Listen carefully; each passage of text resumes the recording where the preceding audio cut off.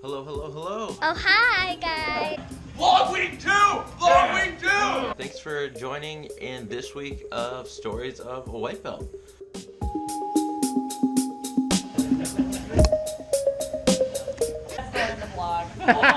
My vlog where I go through my jiu-jitsu journey with you and show you what I've learned this week. So it's been a great week. There's lots of stuff that have happened. I'm excited to go through all of it with you. I learned a couple of philosophy. The first, you should always try to have 4 points of contact at all times. You know, you have 2 hands, 2 legs. You want to keep as much pressure as you can all the time, and obviously you always want to close up the space. So you want to have, you know, good grips or underhooks. You really want to work that push and pull between your legs and your arms in all areas of your jiu. So I'm working on that a bit. Another philosophy item I learned is about anchors. Anchors help you from not being swept, and anchors help you put yourself in a better position. And what that means is when you are on top and try not to get swept, you widen your base, so you spread your knees out so your center of gravity is lower to the ground.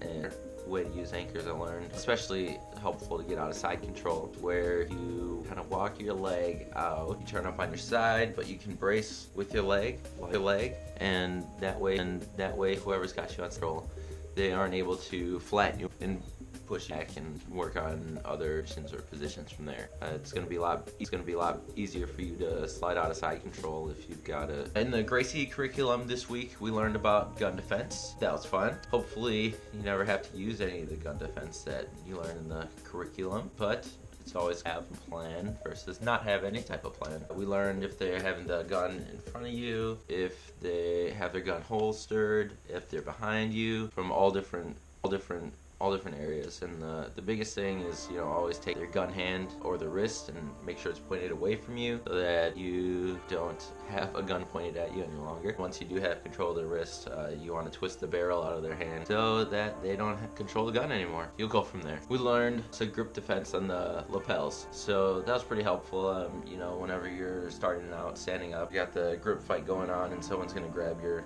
lapel. We learned where put your hands on top of their grip hand, and you can either slide it down or you can control them and bring them in and kind of twist them under you, or you can lock their elbow in. You'll be in a different position from there, so you can work on those grips. So that was helpful. Learned a bit more about scissor sweeps and how to move from closed guard into a better sweeping position. I was having that issue for quite a little while where I would be in closed guard and I wasn't figuring out how to really move on from there. I could hold them in my closed guard, but other than that, you know, it's kind of not doing much for me except for holding them there for a little bit of time. With your 4 points, you know, you grab the wrists so you hold them up on you. You never like move your legs, you slide your legs around them so that you're keeping the pressure. It's a lot easier to load them up on your knee shield, work on those scissor sweeps, or what I especially like to do, especially push their knee right out from under them with my foot while I have them loaded up. Flip them right over, and that's been working pretty well. Another sweep we learned, which I thought was really cool, was the pendulum sweep. Pendulum sweep is really cool because it uses the momentum that you create with the space. Worked on some more takedown drills with Rob. We're drilling that a lot because there's a competition coming up in about a month. I won't be able to compete. I'm going to be on vacation that week.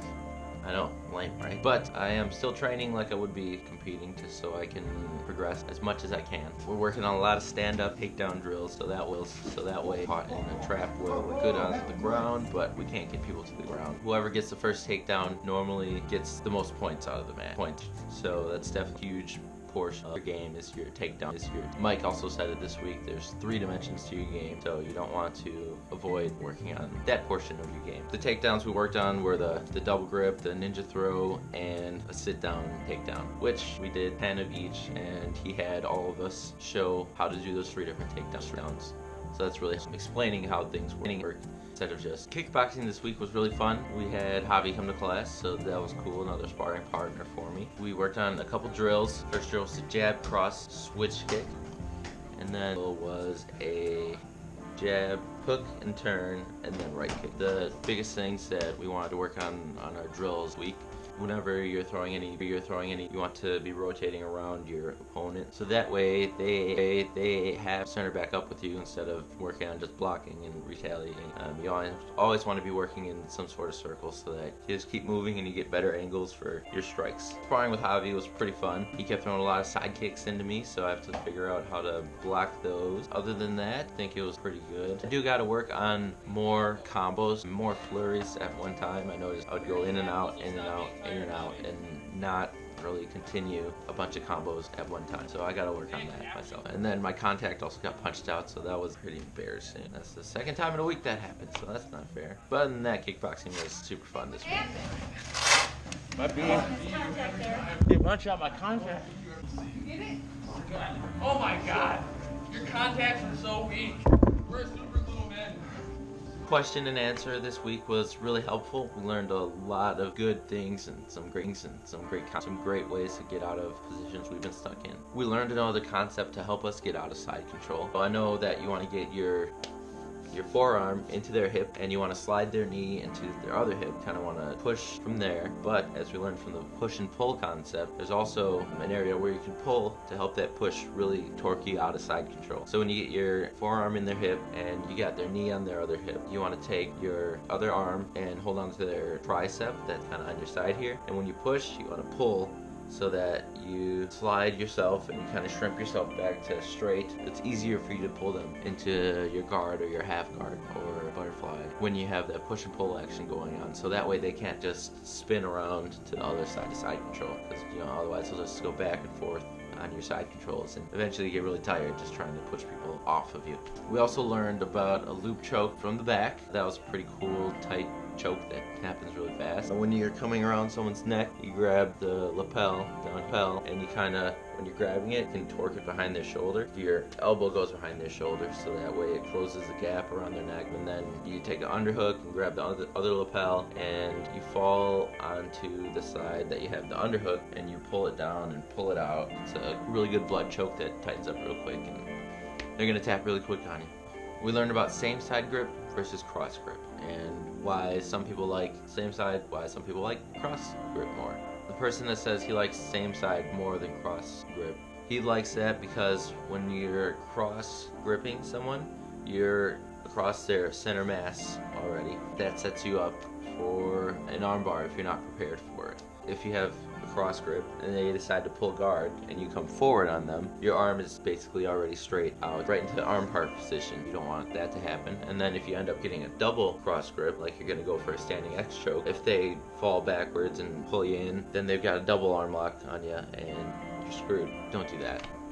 Same side grip. The biggest thing whenever you're doing any grip is to not keep your arms straight at all, because you get less control and it sets you up for bad position. So whenever you do have any grips, you want to have your elbow bent a little bit so that you can work with your lats and your hips to pull people around and control them instead of letting them control you. My question this week was how to escape half guard. So I've been getting caught up in half guard a lot, where my leg is caught in somebody's half guard and I'm just working really hard trying to get it out, and I know there's got to be a better way. Brent told me a way to create some space with my leg by sitting on my hip. When you're in half guard, you want to get a good underhook, and then you actually want to roll all the way to your side onto your hip. Push your knee into their hip while you're on your side. You'll be able to pull your leg out a lot better.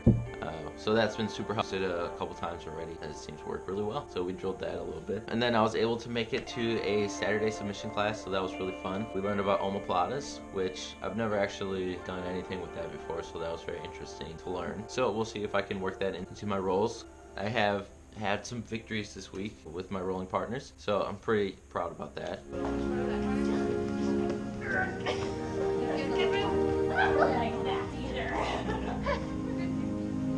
Almost. Oh, you got my arm in that horrible. Yeah, that's where it's at.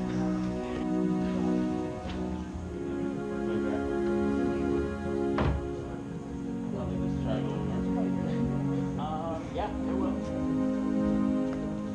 Yep, pull her arm over.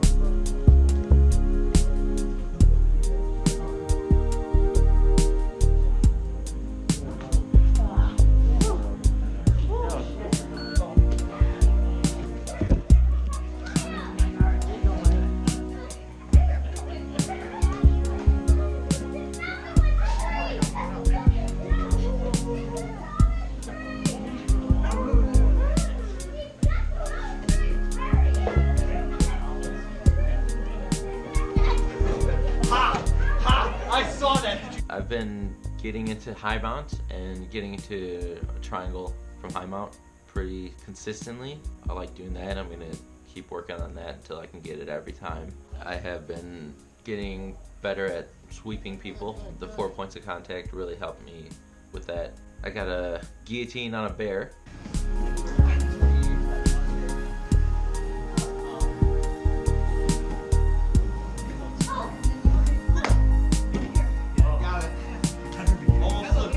The bear stuck its head in the trap. So that was cool. Just kidding, Joe's not actually. He might look like one, but he's not. Don't be afraid, he's okay. And then I did have a few losses this week. I got caught in a couple of arm bars. Alex, did you leave her as far as go? When they go to sleep, they just kind of, they're just sitting there. She would hunt, yeah, she would hunt while they were sleeping. Right? And then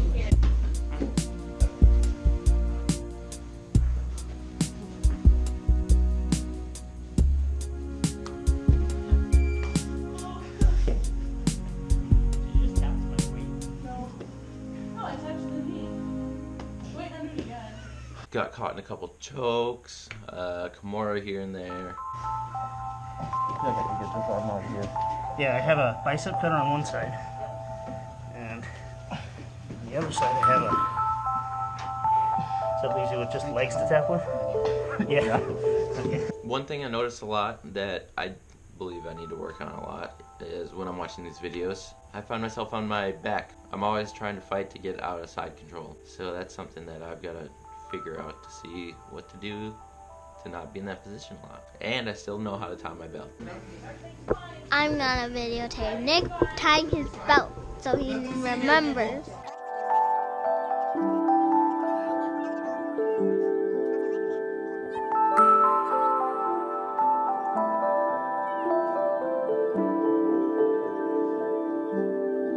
Did you see something new on my belt there?